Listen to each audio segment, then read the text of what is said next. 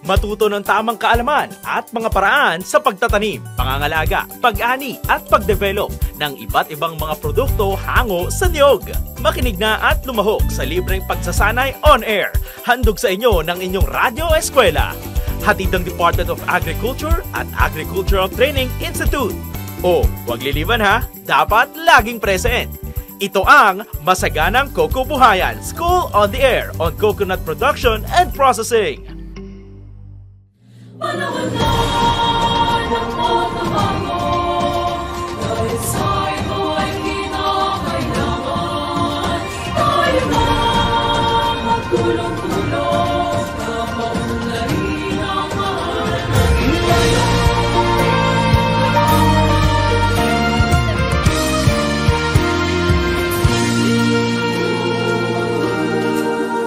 Panahon na ng pagbabago, sa ito ay kinakailangan. Tayo na magtulong-tulong na paunlarin ang mahal nating bayan.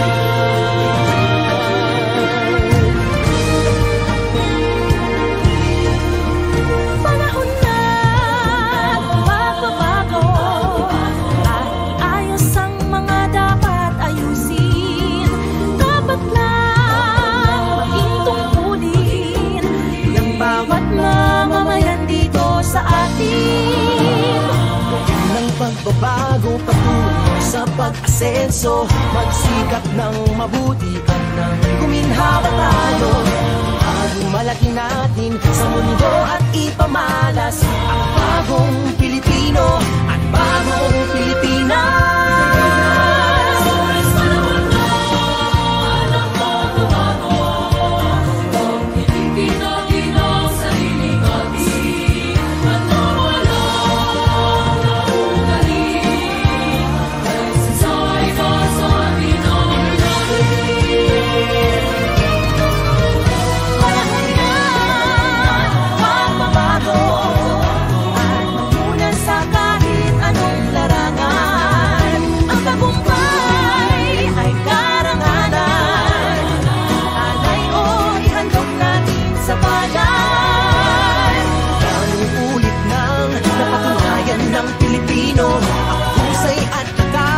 Kagandahan at talento ang makipagpaligsahan kahit anong oras. Bagong Pilipino at bagong Pilipinas.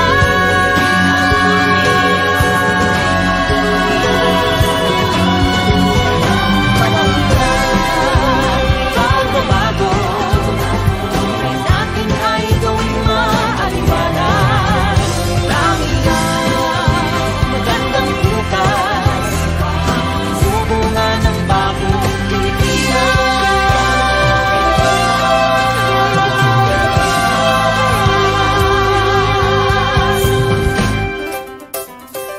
Panahon na.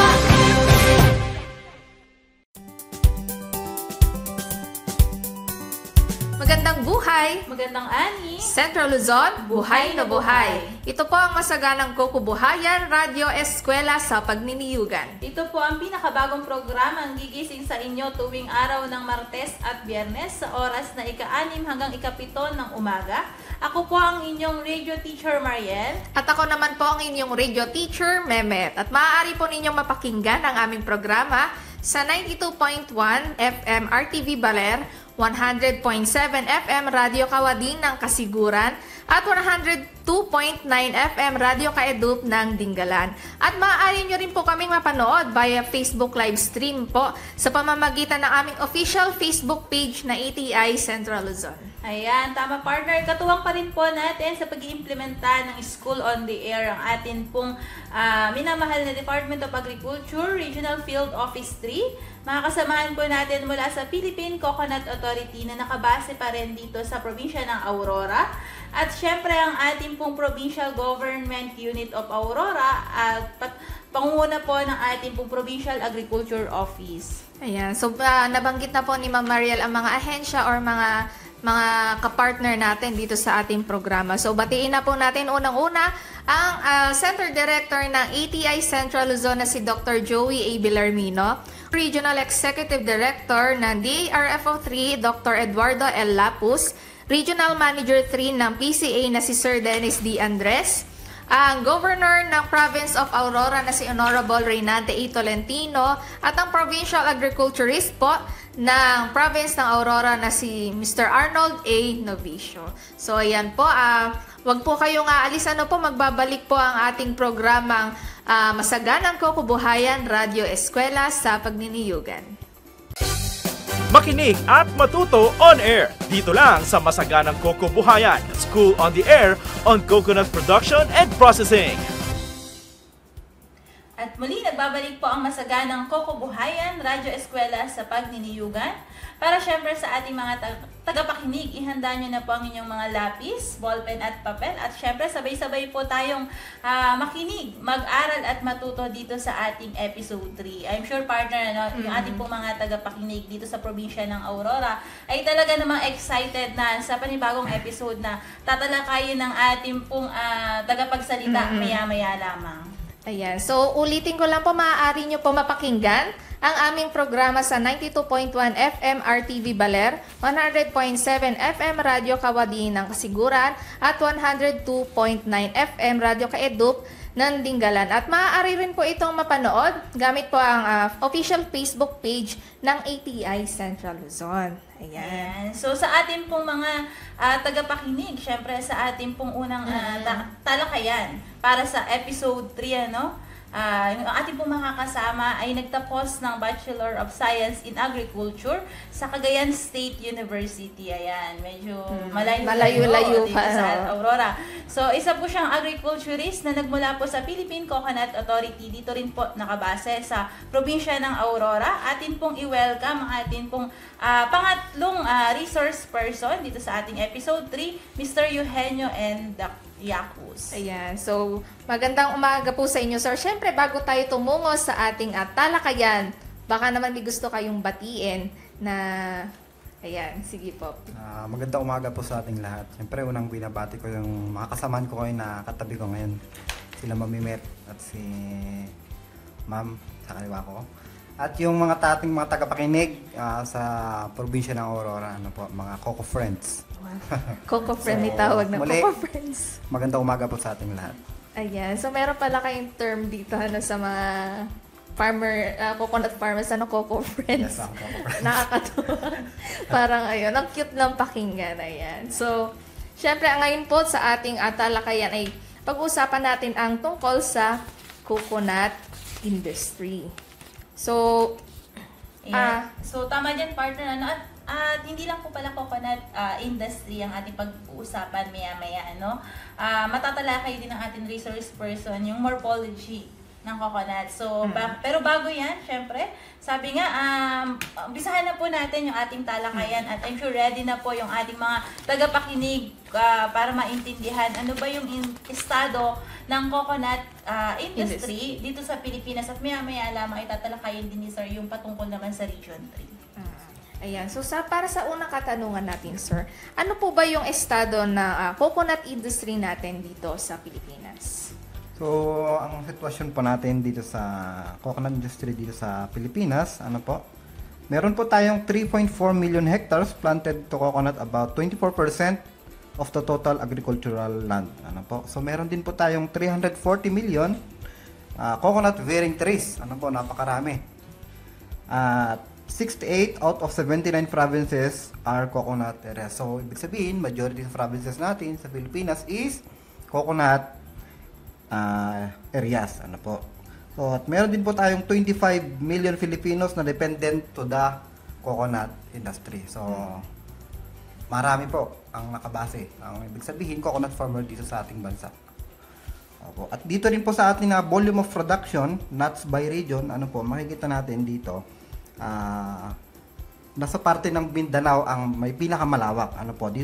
Dito po sa region natin, andito po ang Central Luzon. Dito matatagpuan. Ang pinakamalawak anyugan ay Aurora. So, sa Aurora. So, kung sa mga halimbawa sa mga nanonood sa atin, kung hindi pa po kayo nagagawi sa Aurora, kapag pupunta kayo, talaga makikita nyo na bubungad sa inyo yung coconut. Hindi naman bungad na bungad, pero pag mapupunta ka along the way, makikita mo, marirealize mo, talagang ito nga yung center ng coconut industry dito sa Region 3. Ako, Region 3 po talaga, ulitin po namin, Aurora ang may pinakamalawak na coconut area is, dito po Region 3 mean is, Region 3, Aurora Province. Ayan, so sa Aurora po mismo. Ayun. So, nabanggit nga ni Sir Eugene kanina, no? Imagine, out of 79 provinces po, ay 68 po ay ang kabuuan na kung saan talagang ang mga Pilipino magsasaka ng coconut ay nagtatanim ng coconut. So, out Yes, of ma'am. 79, so majority po, Yes, majority po talaga, ma'am. Yes, so talaga namang makikita po natin dito ano yung kahalagahan talaga na pagtuunan po yung coconut industry. Kasi kitang-kita po natin sa by the number pa lang, napakalaki po ng ibinibigay na kabuhayan sa mga magsasaka ng coconut. Ano po? At nabanggit nyo nga, Tama po. sir, sa Central Luzon Region 3 po, ano po? Yes, ma'am.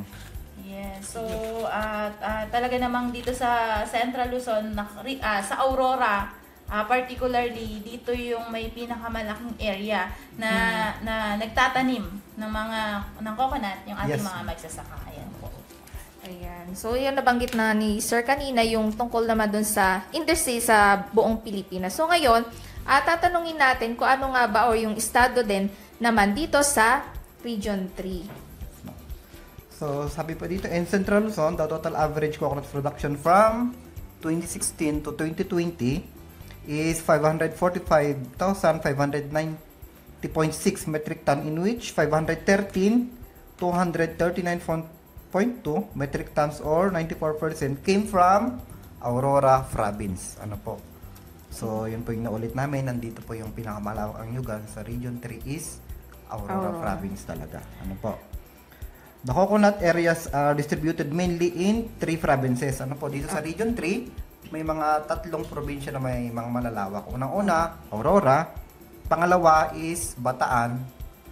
Ang pangatlo po is Zambales. Ano po, yan 3 na yan ang compact ang coconut area sa Region 3. Ayan. So, may coconut area din pala sa Bataan. So, Yes, ma'am. syempre hindi lang siguro ako palalibot, hindi ko din nakikita. Pero may mga areas naman ako nakikita. So, ayun, isa pala ang Bataan sa Yes, may ma'am. malawak na coconut area dito sa ating probinsya. Yes, so at mayroon ng Aurora and Bataan, Zambales. Zambales. Actually, partner, nagkaroon na rin tayo ng Info Caravan dyan, last year. Last year. Oo, last year. So, nabanggit ni Sir Eugene, out of 100%, 94% came from Aurora. At yung 6% ay nakahati naman sa Bataan at Zambales. Ako, Ayan. natin naman dan.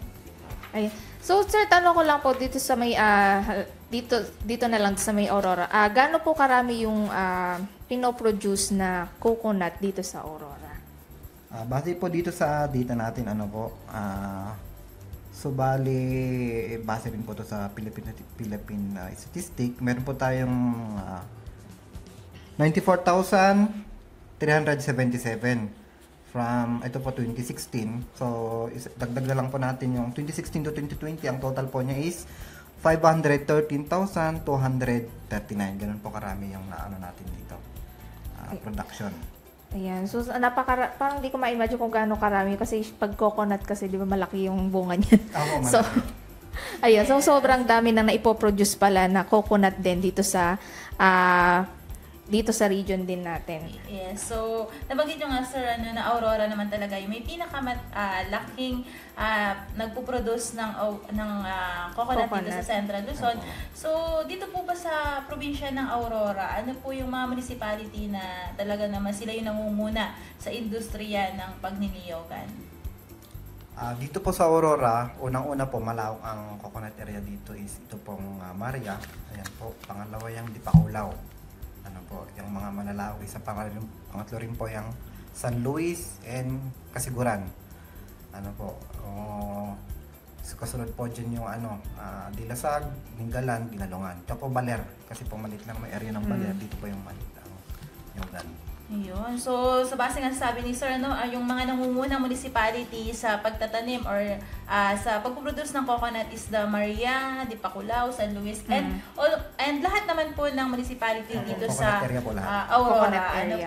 So, ang kagandahan lang po talaga ay yung ating pong School on the Air ngayon pong taon ay talaga naman lahat ng participant po natin ay lahat ng municipality po natin ay well represented. Ano po? So lahat ng municipality may mga participant po tayo na magniniyog sa kanilang municipalities.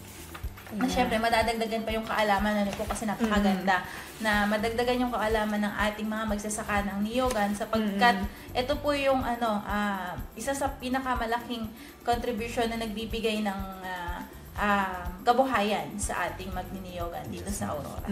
Siyempre, Ma'am Mariel, although may mga coconut farmers tayo na matagal na sa industriya ng pagniniyugan, siyempre iba pa rin yung madagdagan yung kanilang kaalaman. Kaya meron tayong school on the air na for coconut. Ayan. So, sa ating pong pagbabalik, mamaya po itutuloy po natin yung ating talakayan. Meron pa tayong mga madidiscover, malalaman, magmumula sa ating resource person. So, wag po kayong aalis, magbabalik lamang po ang masaganang kukubuhayan, Radyo Eskwela sa Pagniniyugan. Matuto ng tamang kaalaman at mga paraan sa pagtatanim, pangangalaga, pag-ani at pag-develop ng iba't ibang mga produkto hango sa niyog. Makinig na at lumahok sa libreng pagsasanay on air. Handog sa inyo ng inyong Radyo Eskwela. Hatid ng Department of Agriculture at Agricultural Training Institute. O, huwag liliban ha, dapat laging present. Ito ang Masaganang Kukubuhayan, School on the Air on Coconut Production and Processing. Nagbabalik pa rin po ang ating masaganang kukubuhayan, Radyo Eskwela sa Pagniniyugan. So I'm sure nakakatuwa po yung ating mga tagapakinig po dito sa probinsya ng Aurora sa pamamagitan ng ating School on the Air. At syempre kasama nga po natin ang ating pong resource person from Philippine Coconut Authority, ang ating pong RP. For this morning, si Sir Eugene na talaga naman tinalakay po niya ang coconut industry dito po sa Region 3, particular nga po dito sa probinsya ng Aurora. At partner Mehmet, meron pa pong i-discuss ng ating po resource person, maliban po dun sa ating natalakay kanina. Ayun. So, dahil meron pa nga itatalakay ang ating resource person, syempre, alam namin na busog na kayo sa mga kaalaman mula sa ating tagapakinig dito sa probinsya ng Aurora. Kaya ay magdadagdagan pa yan hanggang mamaya. So, nandito pa rin tayo, pag-uusapan pa rin natin yung patungkol sa coconut industry. At ngayon naman, ay i-discuss ni Sir yung tungkol sa morphological characteristic ng coconut. Ayan. So, Sir, ayun. Yung sa morphological characteristic ng coconut, ano po ba yung mga katangian ng coconut? So, unang-una po, ang scientific name po ng coconut, babagalan ko lang para maintindihan niyo, Cocos nucifera L. Cocos nucifera L, yan po ang scientific name ng coconut. Ang genus po niya is Cocos. Family po siya ng Araceae. Diyan po siya nakasali. At siya is, group of flowering plants is monocot ang nyug natin. At siya po is perennial crop. Ibig sabihin, maabot siya ng 3 hanggang pataas na taon. So, bali, ang nyug kasi natin, umaabot ng around 60 years and above. Kaya kasama siya sa perennial. At ang length height niya from 6 to 25 meters. Ano po yung haba ng nyug natin? 25 meters. Na mahaba na kabig sabihin. Pag 25 meters, na siya? Layugan in term ng mga taga dito sa Aurora. Mataas na siya. Ano ulit yung term na yun, Sir? Layugan, ma'am. Yung, na siya? Ay, ibig sabihin yung matanda na siya. Mataas na siya. So, pag nakita natin isang coconut na sobrang taas na, ibig sabihin, matagal na siyang matagal na itinanim. Yes, okay. So, bali, ma'am, yung range ng age niya, umabot siya ng 60 and above down sa mga tall. Pero kapag dwarf, medyo mas mababa yung lifespan niya. Yun pala mas mahaba po ang lifespan ng tall varieties kaysa sa mga dwarf. So hindi lang naman 'di ba dito yun yung ganun yung yung tingin nila yun sa characteristic. Kahit sa ibang lugar, ganun din naman yung Yes, ano nila, opo. yung characteristic. Opo. Ayan. So, tatanong ko lang din, sir, ano yung mga issues and concerns naman pagdating dun sa sa production ng niyog sa Pilipinas? Issues and concerns. Ayan, yan. I think partner Sir Eugene, yung additional question ni Ms. Mehmet is yung para kanina po sa industry ng coconut dito sa Pilipinas. Baka may mga other issues pa po na or concern tayo na may idadagdag. Bago po natin talakayin yung iba't ibang bahagi or morphology ng coconut. So bali meron po tayo dito industry issues and concern po. Unang hindi po sa ating production, pababa yung coco production po natin sa coconut. Unang-una, rampant cutting kasi pag iba yung minsan alam nilang mahinang mamunga, napapabayaan, kinakat na nila agad. At indiscriminate siya, At meron din namang full farm management. Kasi meron yung mga tao na nagtanim lang minsan, babalikan nila kapag mamumunga na gano'n. Siyempre, hindi nila naalagaan hanggang sa unti lang yung mabubuhay. Pangatlo, pests and diseases. Lalong-laro dito sa Aurora ngayon, yung mga minyuga natin dito is inaatake ng Asiatic. Pangalawa, kasi po yun yung main na insekto na sumisira ng nyug natin. Asiatic. Pangalawa, rhinoceros beetle. Pangatlo is Brontis pa. Ito po yung mga number 1 pest ng coconut dito sa Aurora. At saka pang-apat, aging tree stocks. Ibig sabihin yung matatandang nyug natin. Kaya pag matanda ng nyug, humihina na rin yung production niya. Kaya dapat, pag alam natin medyo mataas na, hirap ng kawitin, or mahina ng mamunga, mag-intercrop na tayo. Ready na tayo ng pamalit para bago natin siya i-cut, hintayin mo natin mamunga yung intercrop niya. Ayun. So, yun nga so magandang parang aantabayan kapag halimbawa andun na siya sa patapos na yung lifespan. Yes, so, ma'am. dapat meron kang may spare, may naka-ready na. So, Yes, para ma'am. pag halimbawa, ayaw naman nating mamatay yung mga tanim natin. So, pag dumating nga yung time na mamamatay na yung tanim natin, andun na yung tanim agad-agad talaga. Yes, ma'am. So, Yes, bali, ang gagawin po natin, bago tayo magpakat ng ating mga puno ng nyug, dapat siguraduhin na natin yung ating yung sumunod na nakatanim is mamumulaklak na siya. Parang yung kita is continuous. Kasi po ang ginagawa ng iba, clearing, ibig sabihin cut lahat, tapos magtatanim 7 years bago ulit magkaroon ng production. Yun. So, kailangan yung ating mga magsasaka proactive para syempre ma-maximize din yung space, ma-maximize din yung resources, at the same time yung time magawa natin yung iba't ibang practices. Sir, yun ay particular na nga po, or yun yung issue natin pagdating naman sa production. Nabanggit ni Sir kanina, isa na dyan yung mga pests and diseases. At sa mga susunod na talakayan naman po, susunod na episodes, mapag-aaralan naman at madidiscuss pa rin po yan. May dadagdag pa po kayo, Sir, na other category ng issue na meron po dito or issue and concern na nangyayari dito sa coconut? Yes ma'am, meron pa po patungkol po dito sa ating processing. Dito issues concern natin is lack financial and capital. Kasi po yung mga coconut farmer dito, syempre wala man silang capital para pandagdag kita nila or pang patanim, mga ganon. Low income from post-harvest processing, kasi pag minsan mababa rin ang price ng ating coconut. May season lang po siya na mataas, hindi po consistent yung presyo pag minsan nagpo-fluctuate siya, bababa tataas. Limited adoption of village level technologies and unaffordable machineries and equipment. Ito po. Kasi po ang nangyayari pag minsan, imbis na yung bunot is kino-convert into coco pit, coco coir, yung iba po hindi nila alam. So, bale dito po sa ating reasons is limited access at syempre credit support, poor quality copra, traditional way of copra processing, high cost processing and packaging. So mangyayari po sa bagay po through CFIDP. So ngayon, yun na po yung kinakandak natin, pagtulungan maiangat ang pamumuhay ng mga magsasaka. So bali malaking tulong po yung CFIDP sa atin, from info caravan, mga training, processing, mga ganun po support services. Nandun din po ang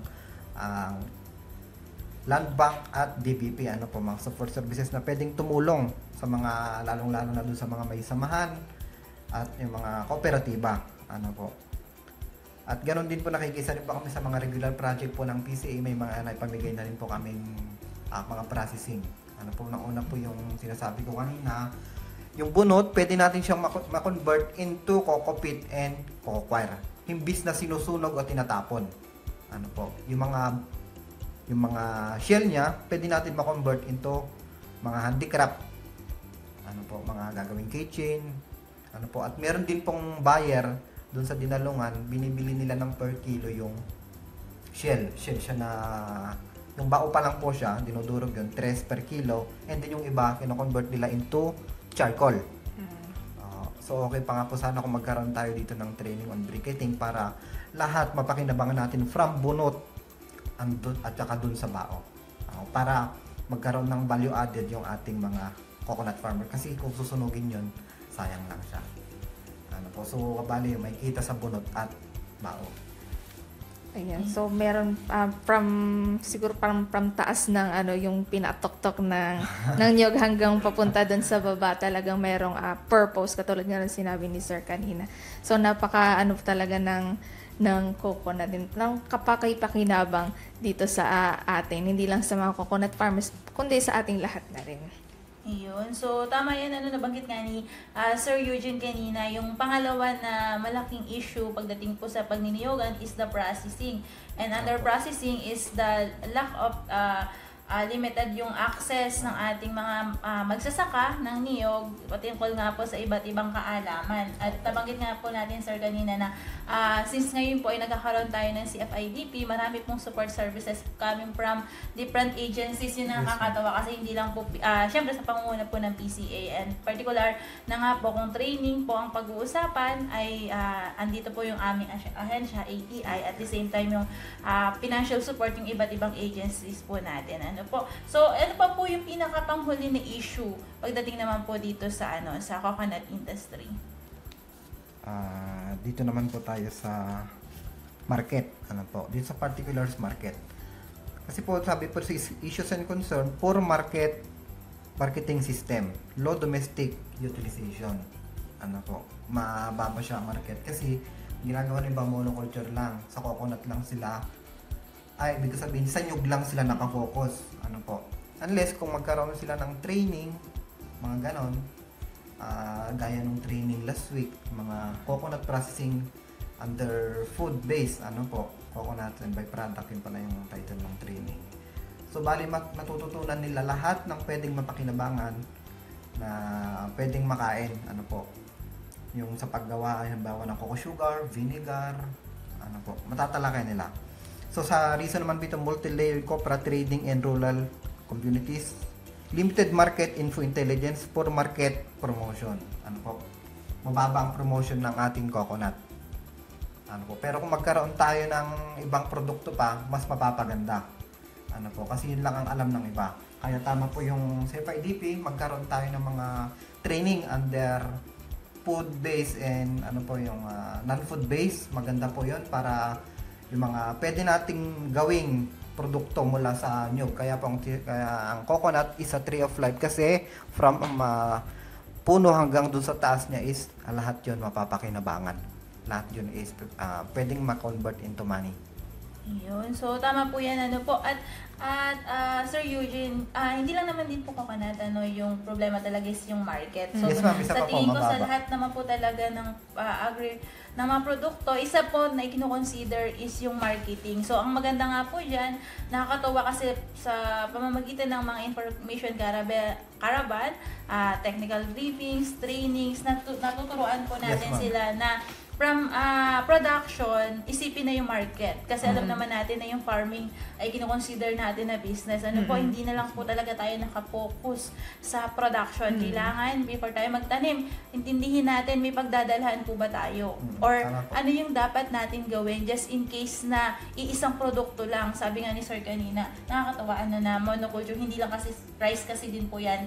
Sa rice po, kinoconsider din po natin, pinopromote natin yung integrated, ano Yes, po, ma'am. or Tama po. diversified versus the monoculture na yung iba po ay traditional way. So, ganun din po sa coconut. Nakakatuwa na ang ating mga magsasaka ay dapat ready. Meron silang other source of income, value adding na talagang pinapalakas naman through the CFIDP. So, yan. Tama po, ma'am. So, nakakatuwa na nabanggit nyo na rin, sir, kanina yung coconut, which is the tree of life.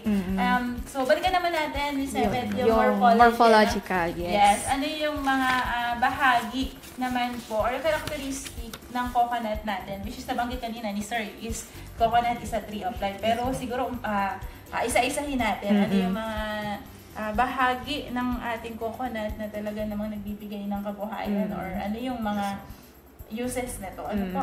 Kaya paano natin malalamang tree of life kung hindi natin siya iisa-isahin? So ngayon, malalaman natin kung bakit nga ba siya tinawag na tree of life. Ayan. So, bali, magsisimula po tayo dun sa ano po niya, pag-aralan mo natin yung sa may, from the roots, ano po, simula tayo sa baba. So, ang nyug natin, ang ugat nito is from the base, ano po, dun sa may bowl niya, umaabot siya ng 5 to 10 meters. Mahaba ang naabot ng ugat ng nyug natin. So, merong tinatawag na fibrous roots at adventitious. Fibrous, ito yung maliliit, parang mga hibla-hibla lang siya. Ano po? Adventitious yung medyo malalaki kasi laki ng daliri. Mapapansin po natin sa puno ng nyug yan. Ano po? So, makikita dito na yung nyug natin is yung parting ibabaw, siya yung kulay yellow. Pag medyo lumalim, light red na, yung pinakang ilalim nun siya na yung pulang-pula. Ano po? Dito rin po tayo sa may root system, merong primary roots and secondary roots. Ano po? Yung mga active roots niya, siya yung mga nasa 2 meters from the base. Yun yung mga active roots ng nyug natin. Kaya kung maaari, kapag tayo ay nagmamaisan or magtatanim, huwag tayong maggagawa ng halimbawa, magtatanim ng mais, ipapaarar natin yung 2 meters from the base ng nyug. Huwag po natin gagawin kasi masasaktan yung nyug natin. Kasi nandun yung mga active roots, ano po, ng nyug natin. Tapos dito naman po tayo sa may trunk. Ibig sabihin, yung katawan. Ano po? O term ng iba, yung ginagawang coco lumber. So, ibig sabihin, sa tall natin, ibig sabihin merong bowl. Ibig sabihin, parang may bola siya sa baba. Yun yung mga tall varieties. Ibig sabihin dito, suwalen in tall. Parang ano siya? Ano po itsura nun, sir? Pabilog siya sa baba. Ano nga? Ay, yung okay na okay. Kita ko na. Kasi po doon natin, unang-una, doon natin marirecognize ang pagkakaiba ng dwarf and tall. Ano po? At ang dwarf naman is cylindrical siya, para bang ingan siyang gano'n. Wala siyang shape na pag gano'n. Ang tawag na. Tapos, at yung katawan niya, merong grayish with hard. Smooth surface. Yung parting labas niya, yun yung matigas. Sa parting gitna niya, yun yung malambot. Sa coconut natin. Ano po? Ay, ang ginagawa ng mga ibang nagpapaputol ng nyug, yung parting balat ng nyug natin, yun yung ginagawa nilang dingding kasi yun ang mas matibay. Yung parting gitna niya, yun yung mas malambot. Ano po? At sabi po rito, soft inner part with phloem and xylem vessels. Ano po? At no cambium layer. Cambium layer, ibig sabihin siya yung balat niya. Ano po? Example na lang natin yung puno ng paper tree, di ba? Yung paper tree, meron siyang, bago umaabot yung pinakang Yung pinakaloob. loob niya, meron siyang around siguro half inch na Na may makapal na. oo, makapal siya, yun yung cambium na tinatawag. Ang coconut, walang ganon. Ano po, rekta siya.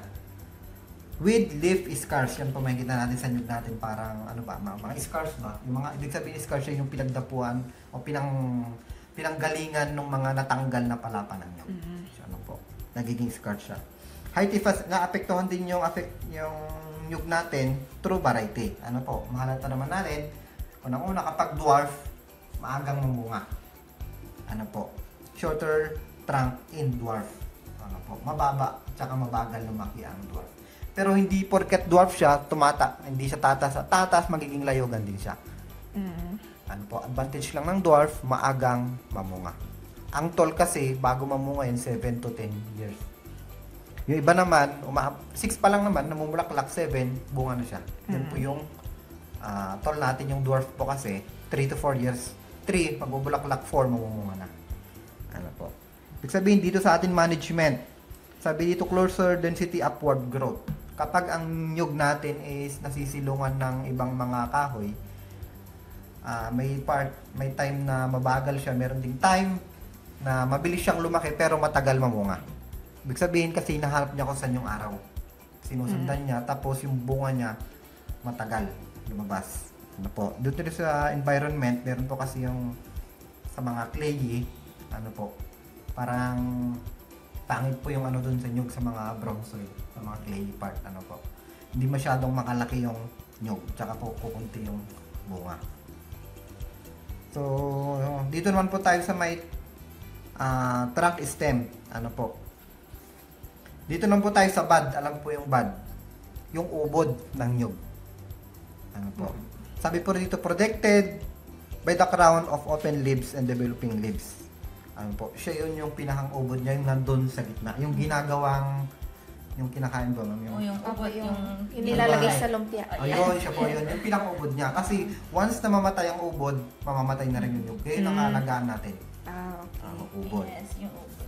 Sabi po dito, dead of bud, death of the tree. Yes. Ito ba yung tinatawag na parang puso, pinaka-puso? Yes, ma'am. Siya yung pinaka-puso niya, ma'am. Once na mamatay po yun, patay na rin. Mamamatay na siya lahat. Unti-unti na siyang mamamatay. Ano po. So, dito naman tayo sa dahon po niya. Ano po. Ang coconut po is umaabot ng more or less 30 leaves sa isang puno. Doon sa mga matured na po sabihin natin ng mga 15 years old. Kasi doon sa maliit, konti pa lang kasi hindi pa naman siya nakabuka lahat. More or less 30 leaves ang naabot ng coconut natin. Ano po. So, bali sabi po rito, 5 leaves doon sa mga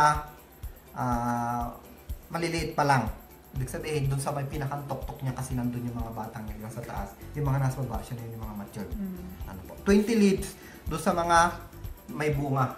Kasi po, bawat palapa ng nyug, merong nakasingit yan na bulaklak. Or what we call inflorescence. Ano po. Kaya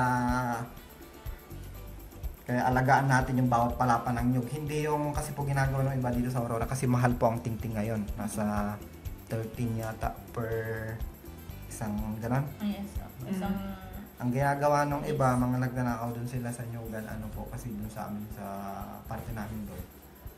Nakalabas nila yung mga, hindi pa naman siya brown, sinusungkit na nila. Kasi kapag natanggal yung palapa, parang yung palapa nung, yung ano tawag na, yung lapan ng nyug, yung mga batch yun, madali nang masira. Wala na yung palapang magsusupport sa kanya. Kasi kinakat na nila yun, ginagawa na nilang tintin.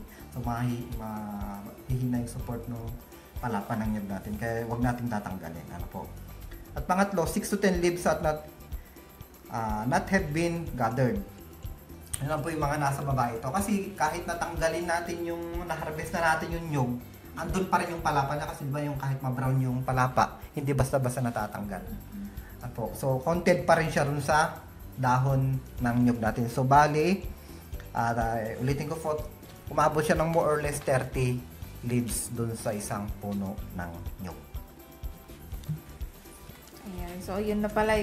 Hindi lang, akala mo, dahon lang yan, gano'n. Pero, yung dahon na yun, it supports yung other parts din ng niyog, syempre. So, isang mahalaga din na malaman, baka kasi mamaya mayroong mga nagpa-practice na gano'n. So, mahalaga malaman na, may kahalagahan pala to doon sa buong morphology ng ating coconut. Yes, ma'am. Kaya alagahan natin mga coconut kasi yung mga nagtitingting. Huwag nating agad ikat, porket makita nilang pwede lang. Kasi pa may mga matured na coconut, yung mga dahon nun, kinakat na nila agad kasi no-convert nilang tingting. Di nila alam yung, di ba, bawat dahon nga ng nyug merong bulaklak. Yung mga nyug nun, syempre, parang nawala na yung support na palapa. Baka may maaring malaglag na siya agad. Kumbaga yung productivity, sir, mababawasan. mababawasan. Mababawasan na siya. So, tuloy na po natin. Dito naman tayo sa dahon ng nyug. Ano po? Ang haba po ng nyug natin is 5 to 6 meters yung long niya. Depende pa rin po to dun sa dwarf of variety. Ay sa dwarf or tall. Kasi po kapag dwarf, medyo maikli siya, mas mahaba pag tall. Kasi kapag magtitingting ka ng dwarf, maliliit, mas papayat. Pero pag tall, mas magaganda at mas mahaba. Matataba siya. Tinatawag nating, tingting. Walis. Walis. Apo, walis. Tingting. So, bali, sabi po rito, 200 to 250 leaflets per yung isang Yung palapa. Bali yung leaflets, sir, yung malilit na dahon niya, yun yung pinanggagalingan ng tingting. Ma'am. Ayun. Oo. So, siya po yun. Siya po yun yung... Pero hindi... Kaya po, sabi po nilong last na nag-train kami ng hybridization, sa dalawang palapa, convert into one tingting. Kasi po yung 200 to 259, hindi naman lahat yun kukunin. Yung part lang ng gitna kasi yun yung mahaba. Matigas. Kasi. Tsaka Oo. Yes, so, kasi doon sa may dulo-dulo, hindi man pwedeng kunin kasi maliliit tsaka malambot siya. Ano po. So, bali, ang ratio po noon, dalawang dahon ng nyog, isang tingting. Yun po naman sa leaves ng coconut natin. So, dito naman po tayo sa part po niya ng leaves, ano.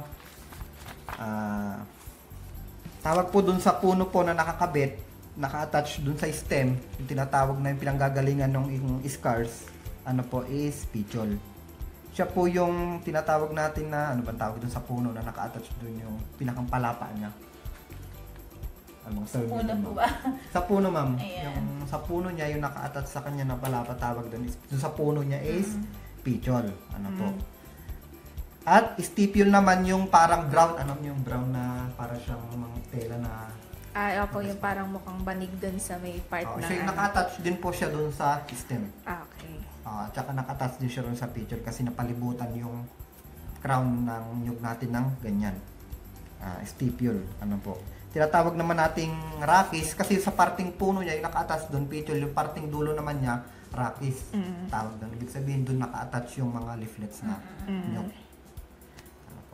So, dito naman tayo sa inflorescence. Yung sabi ko kanina, ibig sabihin inflorescence, yung bumukas ng bulaklak ng nyog. Ano po. Ang tawag po dun sa may cover niya na malutong, di ba, yung ginagawang laruan niyo ng mga bata. Yung ano tawag dun sa malutong, yung cover ng bulaklak na yun, ang tawag dun is spathe. Opo, spathe po ang tawag dun. Kasi, di ba, ang bulaklak ng nyog, kapag hindi bumibitak yung malutong siya na kulay green na ganito pala. Yung cover niya na iyon, ang tawag doon is spathe. Tapos, ang tawag naman po dito kapag bumukas na siya yung kabuuan, ulitin ko, is inflorescence. Tapos meron po yung sanga sa gitna na ang tawag po doon is peduncle. Ano po, hindi kasi natin siya mai-picture, sundan nyo na lang ako doon sa ikaikwento. Tawag po doon sa gitna kasi nung sa gitna kasi ng bulaklak, meron doon malaking sanga. Tapos sa sanga na yon, may maliliit ulit siyang sanga na pinagkakapitan ng mga babae at lalaking bulaklak ng nyog. Ano po? So, bali, ang nyog po natin is monoecious siya. Ano po? Ibig sabihin, doon sa isang bulaklak, nagkakarga siya ng babae at lalaki. Ano po? At mapapansin natin, pag bumitak na yung bulaklak ng nyog, may tinatawag na may mapapansin kayong button. Ibig sabihin, yung mas malaki, meron yung maliliit. Ano po? Ang babae po doon, siya yung tinatawag na button.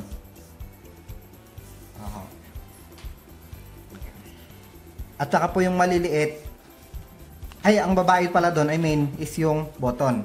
At yung lalaki, siya yun yung mga maliliit. Ano po? So, mapapansin natin yan kapag bumukas yung nyug natin. Meron yung mga maliliit na bulaklak, meron yung malalaki. Siya yung kino-convert na gina-hybrid. Ano po? So, bali, sabagay, hindi ko na tatalakayin yung sa hybrid. Kasi po, i-discuss din siguro nila ito. Sabi po dito, kapag more swollen, ibig sabihin kapag malaki yung bulaklak ng nyug, mas marami siyang naikakargang male flower. Ano po? At sabi po rito, inuulit yung sabi ko nga kanina, one leaf, one inflorescence. Isang palapa ng nyug nagkakarga ng isang bulaklak. Ano po?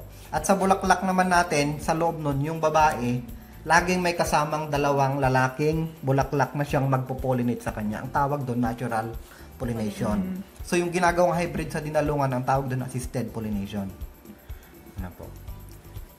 So, syempre yung tungkol pa kasi may mga nagiging curious na about sa hybridization. Matatalakay naman yan sa mga susunod na episode natin. Yes, Ayan. So, very interesting partner at Sir Eugene yung ating morphological characteristic ng coconut at talaga namang kita natin very interesting yung per part, no? Oo, Lahat per part. ng sinimulan nga kanina ni Sir from roots. Tayo ang ngayon ay nasa bulaklak na, Bulak. no?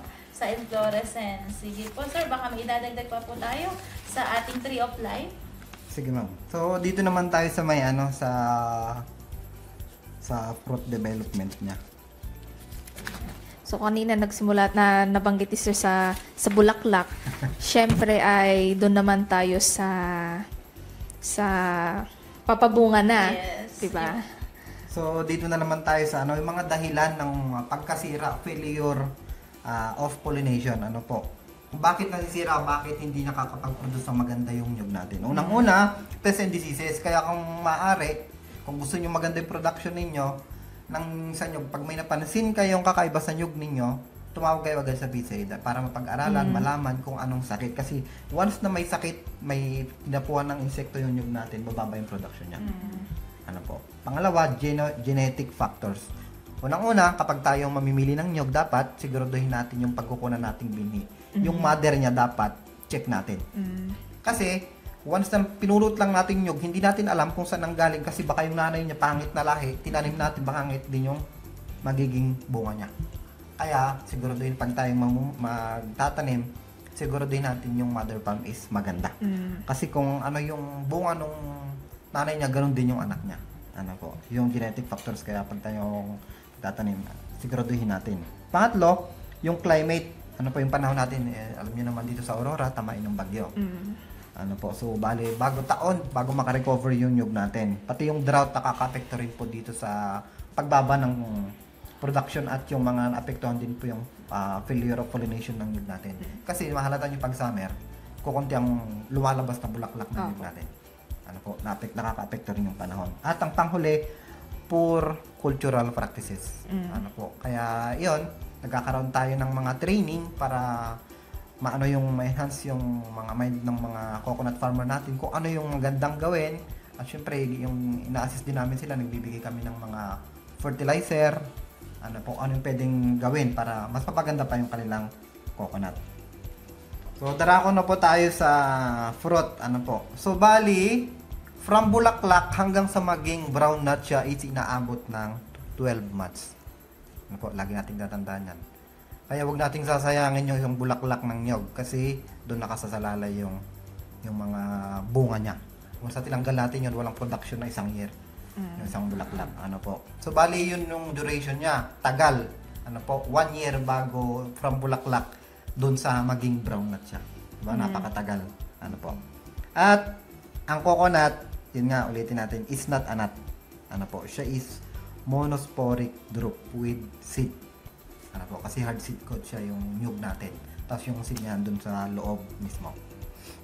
At dito naman po sa may color, size, shape, and variety, depende pa rin po doon sa natin. Yun nga sabi, variety ng nyug natin kasi meron yung mga sa shape maliliit. Alam naman natin sa tall, ang size po niyan is small, medium, large. Hindi katulad dwarf is small, medium lang. So bali ang hybrid naman same din, small, medium, large, pero mas nandun siya sa may medium and large ang hybrid natin kasi doon nga pinagmi-meet natin yung dwarf and tall. Characteristic ng hybrid natin is maaga siyang mamunga at malalaki. Tapos yung base ng puno niya is malaki na rin. Kasi hybrid na siya. So, ang weight din po ng weight of ripe nut natin is 1.5 to 2 kilograms. Nut, ibig sabihin nyug. Sabi po rito, with 3 ovules or germinated force in 1 is fertile. Makikita natin doon sa nyug, di ba mayroon 3 butas yan? Opo, yung sinasabi mo, ovule. Diba may mga mata at saka ilong sa yan. Oo, natatakot ako dati doon kasi kala ko some kind of monster. Yun. Ayun, going back. So, meron din po siya sa loob niyan, yung tinatawag niya, ang tawag yun sa inyo, para or embryo. So, yung training namin last week is ginagawang atsara. From embryo ng coconut. Ano po. So, pwede natin mapakinabangan doon. So, yun yung panghuli, embryo. Ano po, yung para ng nyug natin. Dito naman po tayo sa may nut composition ng hybrid and dwarf. Ano po. Dito po sa Hass, mas makapal po ang bunot ng tall and hybrid kaysa dwarf. Mas makapal siya. Kasi po 30% na doon sa kabuuan ng panang nyug is mas makapal ang sa tall. Sa dwarf is 25% lang. Ano po. Dito naman sa meat, medyo mas makapal nga lang, kahit na mas maliit yung dwarf, mas makapal yung meat niya, 35%. Sa may tall and hybrid naman, 28%. Maliit nga lang siya, pero makapal ang dwarf. Kaya, subukan yung maggata ng mga dwarf. Mas Katas. marami. Oo, marami siyang katas. Yun nga lang, pag sa kopra talaga, mas panalo ang mga tall and hybrid varieties. Pero kapag sa may katas, ang dwarf, maganda. Marami siyang may produce na gata. Dito naman sa shell, mas malaki ang shell ng tall and hybrid. Ano po, kaysa dwarf. At sa coconut water, halos di lang sila nagkalayo. Ano po, 22% ang coconut water ng tall and hybrid at ang dwarf naman natin is 23. Ano po, hindi lang sila nagkalayo. Ano po, doon lang sila nagkalayo talaga sa meat. Ano po, kasi mahalata naman natin mas maliit ang dwarf kaysa sa tall. Pero yung sa gatang makukuha is mas maraming napoproduce ang dwarf. Okay. Dito lang po tayo sa may copra formation. Ano po? So, ibig sabihin, pag 8 months pa lang kasi subukan nating pag-aralan. Ano po? Sa mga nyugan natin. From nabulaklak na siya, pag 8 months siya, 32% pa lang yung meat niya. So, yung sinasabi nilang malasipon, ano ba ang term yun? Sa mga bukong Kaunti pa lang yung yung meat niya, yes ma'am. Tapos yung sabaw niya, hindi pa siya yung ganun kasarap. Kasi nagde-develop pa lang siya. Siya to yung buko na sinasabi nila, yung 9 to 10 months. Ano po? Kasi pag 9 months na siya, 55.7% na yung meat niya. Kasi meron naman yung gusto kasing ibang buko nung iba is yung malambot. Yung iba namang gusto nung Matigas. buko nung iba, yung medyo matigas. Kasi ginagawa nilang, ano ba yun? Yung sinabawan, ano po, yung nilalagay ng gatas. So, bali kapag nag-11 months na siya, sinasabi nilang gatanog. Anong gatanog? Hindi po. Yung ano siya, batik siya. Hindi siya pure brown. Pag 12 months kasi siya na yung brown na siya. 11 months, yung batik pa lang siya. May, parang yung mga grain mag-convert na into brown pero hindi pa siya lahat. May mga spice spot pa. Siya po yung copra formation natin is dito siya sa 12 months. Kasi kapag brown yung nyug natin, nandun mas maganda yung copra niya. Kasi kapag medyo mas bata siya, parang mas mababa yung mapuproduce niya yung copra. Ano po, at saka nandun din po mas marami yung katas na makukuha kapag pure brown na siya kaysa dun sa light brown. So, isa rin pong ulitin ko po na palatandaan natin na ang nyug natin is inaabot ng 12 months bago maging nyug, ano po, from the flower into. Kasi yung alam ng iba, ano lang, ilang buwan lang daw. Tagal, para pag nag-build na, ilang buwan po bago maging bulaklak na kasi po ganyan kalalaki yung mga button.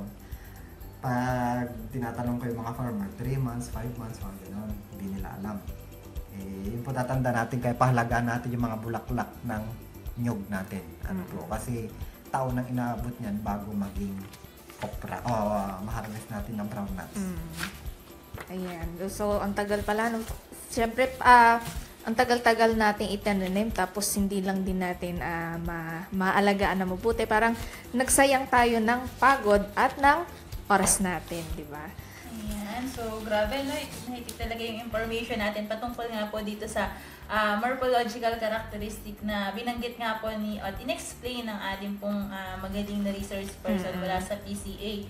Imagine from roots, nagsimula tayo sa roots, ano? Stem, leaves, o yung tinatawag kanina, trunk, inflorescence, at umabot tayo dun sa pinaka-meat, at the same time yung pinaka nut nga na sinasabi ni Sir, pinapahalagahan natin na dapat complete po yung stages, at least 12 months. Dapat 12 months po bago natin makuha yung perfect na niyog. Tama ba, Sir? Kasi kung hindi siya magiging productive at malamang hindi ganun karami makukuha natin na kopra. Ano po? Baka may dadagdag pa po tayo, Sir Opo, Eugene. Yes, may ma'am. dagdag pa po kayo. Idadagdag ko lang po itong market beyond kopra. Ano po, pwede nating maging market doon sa kabuuan ng isang nyug. Ibig sabihin ng nyug brown nut na siya, ano po. So, dito sa bunot, ano po, pwede natin siyang ma-convert into fiber. Okay. Ano po, coco peat, at pwede rin natin siyang maging convert na organic. Ano po, yung mga coir na yun, pwede natin siyang pang-mulching, mga ano na yon, mga sa mga nagugulay-gulay, ano po yung mga fiber, yung ibig sabihin pala yung peat, pangpataba niya yung fiber, siya yung gagawin natin mulching. Po, so bali binibili rin to per sako. Kasi po rito sa Aurora may napapansin ako may mga private na mga ganon. So bali ang binigay na lang ng PC pa lang dito sa Aurora is nasa San Luis pa lang po yung decorticating machine. So meron po mga private na nagano dito. So bali yun po yung mga pwede nating mapagkitaan sa bunot, mula sa bunot, ano po. Dito naman po sa meat or yung laman ng nyug natin is copra, coconut-based food, virgin coconut oil. Idagdag ko pa yung tiniraining namin last week, yung sabaw ng nyug, pwedeng ma-convert na toyo. Hindi yung toyo ng babae, toyo na, ano bang tawag doon? Yung Condiments soy sauce. natin. Parang soy Yes, sauce siya. parang ganun po siya. So yung mga pwede nating maging market, kasi ang ginagawa ng iba, yung mga nagkokopra, binibitak lang yung nyug. And then ang kinukuha lang is yung meat lang. Yung bunot at saka yung shell niya, tinatapon na. Pero ngayon po, napapansin ko, yung shell, napapakinabangan na kasi kinoconvert nila into charcoal. Ano po, yun na lang bunot ngayon ang medyo hindi pa masyado. So panghuli po tong shell, pwede po natin gawing charcoal and handicraft. So ito po coco water niya, pwedeng gawing vinegar and coco syrup. So dagdag ko pa dun yung toyo, ano po yung soy sauce. Siya po yun yung mga pwede nating maging market beyond ng isang nut.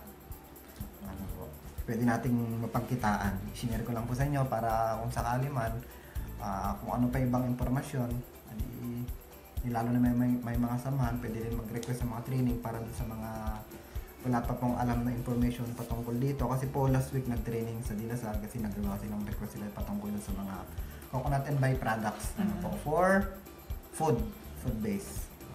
Alright, ayan, maraming salamat Sir Eugene sa napaka makabuluhan na talakayan patungkol nga po sa Philippine coconut industry at syempre particular dito sa Region 3 at the same time yung pagtatalakay niyo po ng kaalaman patungkol nga po sa morphological characteristic ng coconut at the same time nagbonus pa po siya yung market beyond copra. Sabi nga ni Sir ano pa pwede nating alternative na gawin dun sa ating coconut, but I'm sure Miss Mehmet, meron tayong talakayan na mas deeper dito sa mga marketing aspects sa mga susunod na sa mga episode pa natin. So kung may mga gusto pa po kayong malaman tungkol dun sa mga value chain, value added, meron pa po tayong mga susunod na episode. So tutok lamang po kayo dito sa ating Radyo Eskwela. Yan. So pasalamatan po natin ang ating resource person sa kanyang pagbabahagi ng oras at kaalaman dito sa pagtalakay dito sa atin sa coconut industry dito sa Pilipinas. So ayan sir, baka meron kang karagdagang message or pabati sa ating mga manonood. Yun lang po, magpatuloy po tayo, tapusin natin hanggang sa dulo para yung mga hindi natin malalaman patungkol sa nyuga natin, malalaman natin. Ano po, hindi lang siya sa coconut, so bali may mga ano pa tayo, IPM, sa mga intercropping, ano po, ng mga hayop at mga pananim. So bali yun ang po hiniling ko na sana itapusin natin. At para madagdagan nyo yung mga knowledge or kaalaman patungkol sa pagnyugan. Ano po, at yun lang po, maraming salamat po. Alright, maraming salamat po Sir Eugene sa umagang ito ng pagbibigay mo po ng impormasyon para sa ating episode 3. Ano po, at mamaya magbabalik tayo Miss Mehmet, ano po, para ibigay syempre yung ating text question kasi I'm sure, sabi nga natin kanina, ihanda na po yung mga lapis at papel. I'm sure nakapag-jot down na po, nakapag-alista ng kanilang mga natutunan patungkol nga po sa ating talakayan. So, para mas maging engaging yung ating kada episode, ay kasama syempre sa ating talakayan yung, di ba, sa inyong mga nakikinig at nanonood, di ba, sinabi nga ni Ma'am Mariel na ready your, ihanda ang inyong mga lapis at papel. Kasi every episode, mag-iiwan kami ng katanungan para sa inyong lahat. So, dito malalaman natin kung sino ba yung mga nakikinig sa atin. Diba? Siyempre, umagang-umaga, medyo nakakaantok pa. Pero syempre, yung iba sa atin talagang masigasig na nakikinig.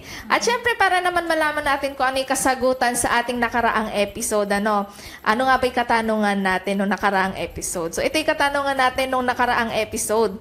Kailan nilagdaan ni dating Pangulong Rodrigo Duterte ang Coconut Farmers and Industry Fund Act o yung CFITF? So, ang sagot ay February 26, 2021. Yan. So, nanalo sa ating text question ay na-message ko na kayo. So, pakiklaim na lang ang inyong 100 peso worth of load. Ayan, congratulations po sa ating winner, ano? At sabi nga ni Miss Mehmet, announce na po yung ating answer para sa last or previous text question. Para naman po syempre sa episode natin ngayon, ano po, dito po, syempre sa ating programa, again, ulitin lang po natin, maaari po kayong manalo ng 100 pesos worth of load. So, napakalaki na yan para po sa ating mga magsasaka ng niyogan.